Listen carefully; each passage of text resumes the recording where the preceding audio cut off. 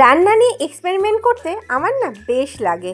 মাঝে মাঝে কিছু কমন জিনিসও রান্না করি, আবার মাঝে মাঝে কিছু আনকমন জিনিস নিজের মাথা থেকে বার করেও রান্না করার চেষ্টা করি।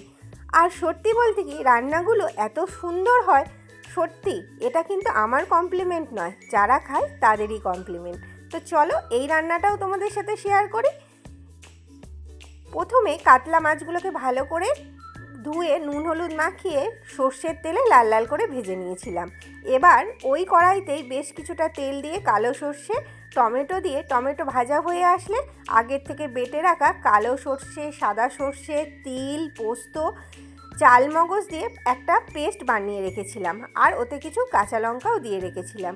এবার ওই মশলাটা ফুটে উঠলে ভেজে রাখা মাছগুলো দিয়ে উপর থেকে বেশ কিছুটা কসুরি মেথি আর কাঁচা লঙ্কা ছড়িয়ে রেডি করে নিয়েছিলাম মেথি কাতলা। কেমন হয়েছে রেসিপিটা জানিও কিন্তু। কেমন? টাটা।